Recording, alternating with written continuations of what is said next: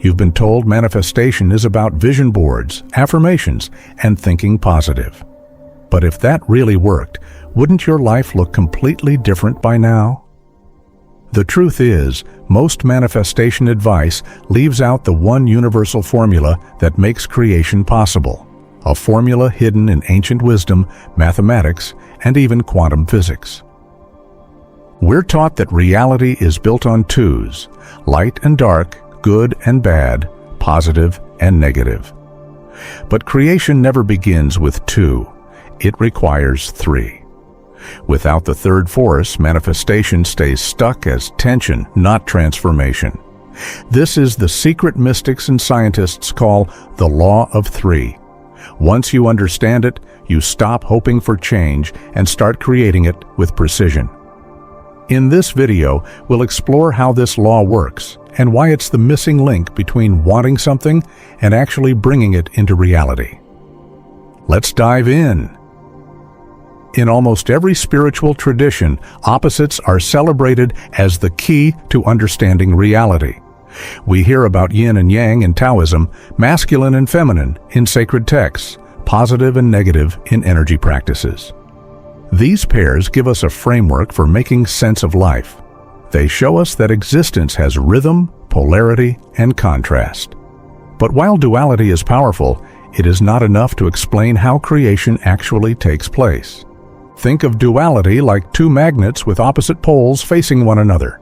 They attract, yes, but attraction alone doesn't generate something new. The system remains locked in tension. You can sense the energy, but nothing transforms until a third component steps in to release the potential. Duality sets the stage, but it doesn't write the play. In daily life, we feel this all the time. You might have a vision for the life you want, that's one force. Then, you feel the weight of doubt or fear, that's the opposite force. The tension between these two is very real. It can keep you awake at night, it can drain your energy, it can even make you feel paralyzed. But notice, the presence of two alone never resolves into creation. It only holds you in a standoff. The problem with staying stuck in duality is that it tricks us into believing life is a constant battle of either or. Either I succeed or I fail. Either I love or I lose. Either I am spiritual or I am worldly. This binary thinking creates conflict without closure. It's like having the ingredients for a recipe, but never applying heat. The energy is there, but nothing is cooked. Science offers a similar picture.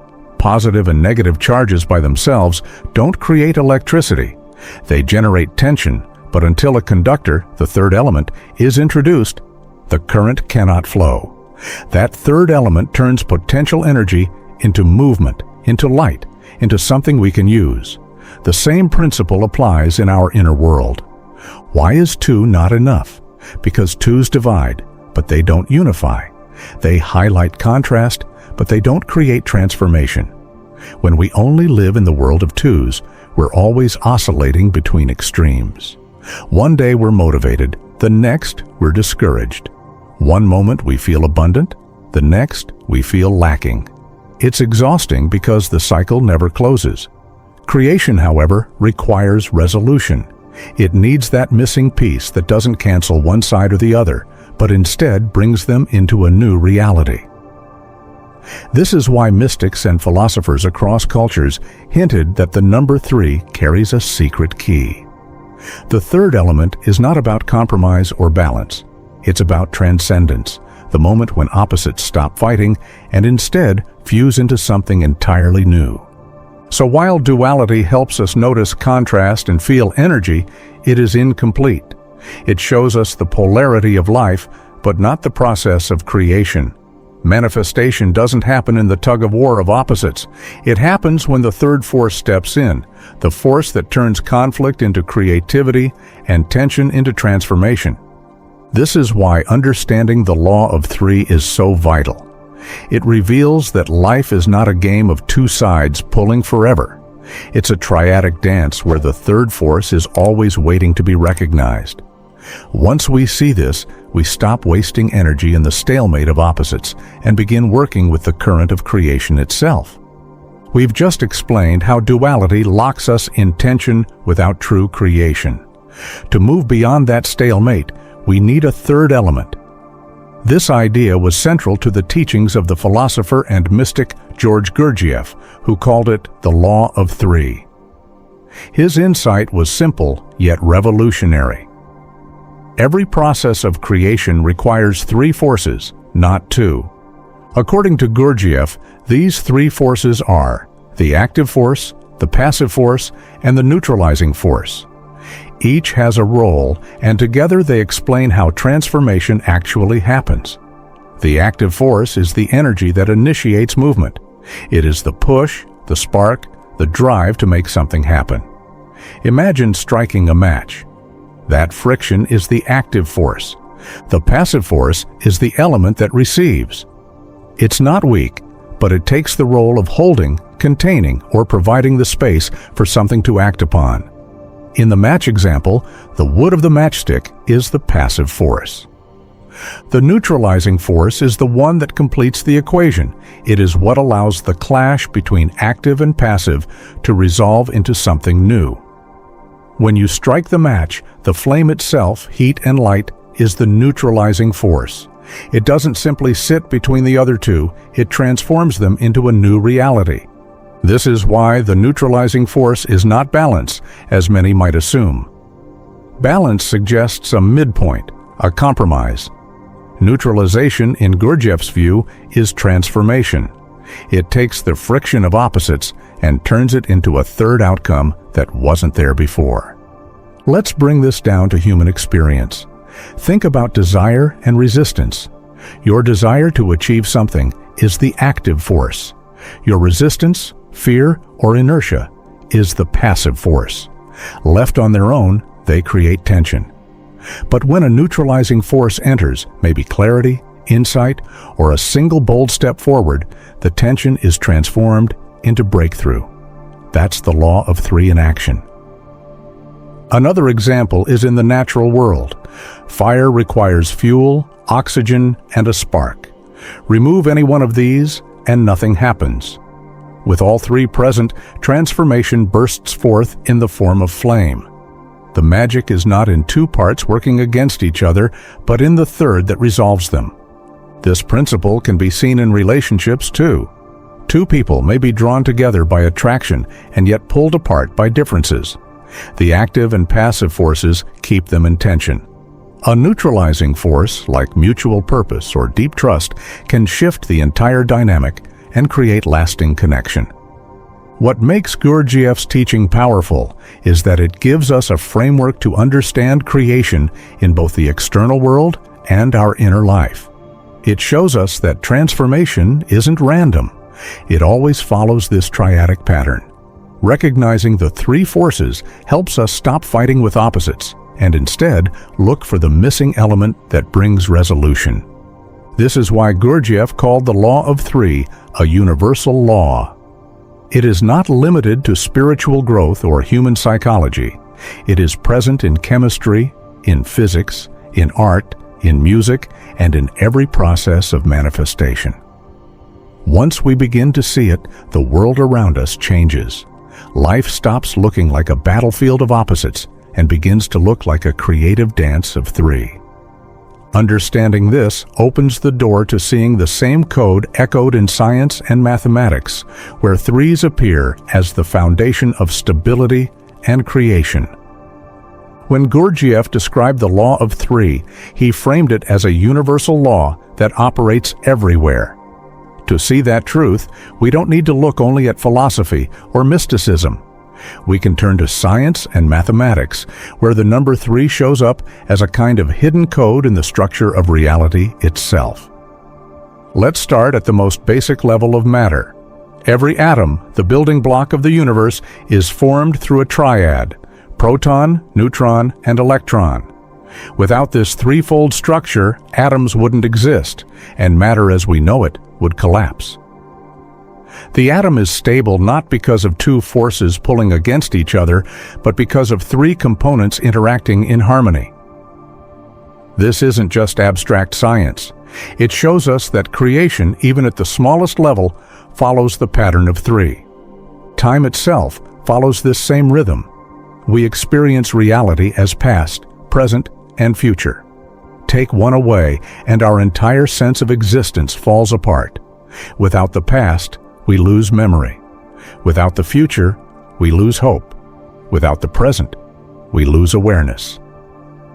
Life requires the triad. Mathematics also encodes this principle. Think about complex numbers.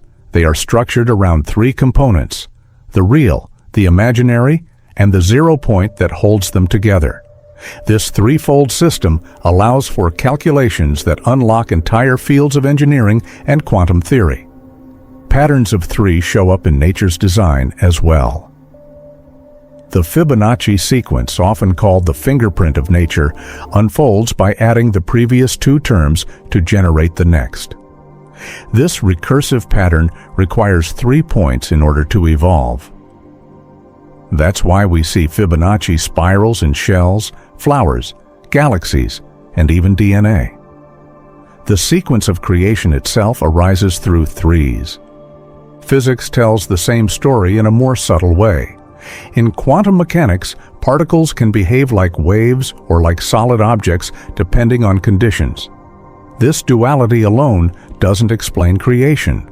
The third force, the observer, collapses the wave into a particle and turns possibility into form. We will explore this more deeply in the next section, but even here, the pattern of three repeats.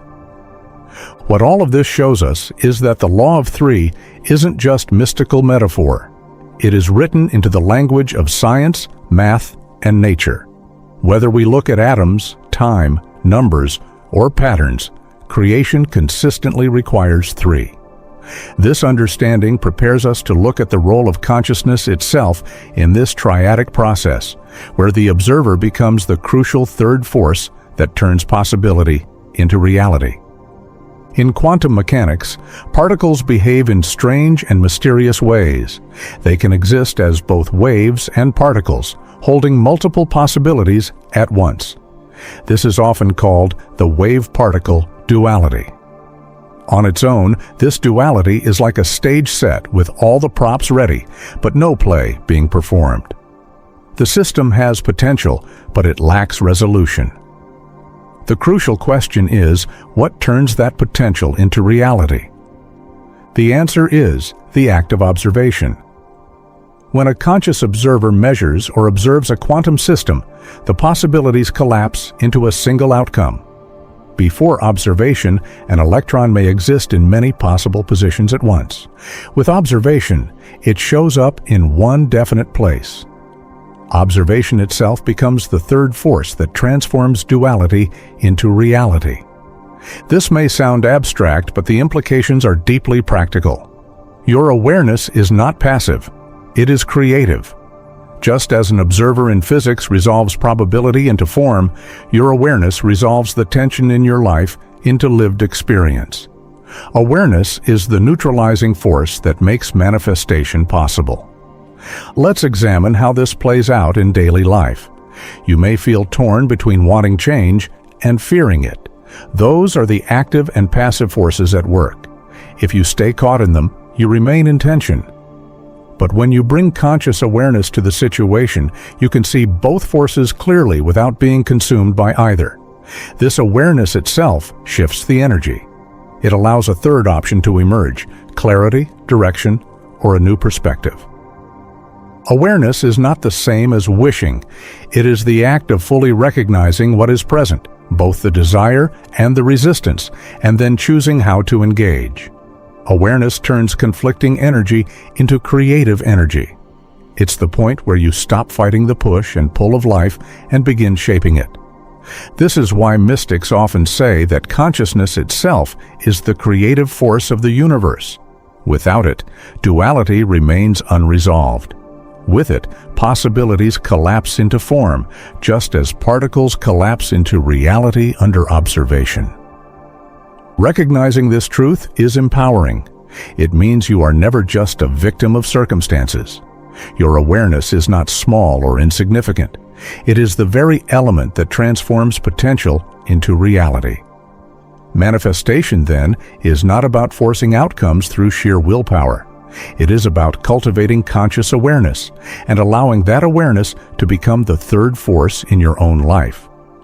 We have seen how the observer acts as the third force in quantum physics, collapsing possibility into reality. This principle gives us a clear map for how manifestation works in our own lives. Let's break it down. In the triadic model of manifestation, there are always three forces at work. The active force is intention. This is your desire, your vision, or the clear signal of what you want to create. Without intention, energy drifts without direction. Intention sets the stage by declaring, "This is what I choose to bring into form." The passive force is resistance. This includes the conditions, doubts, fears, and obstacles that stand in the way.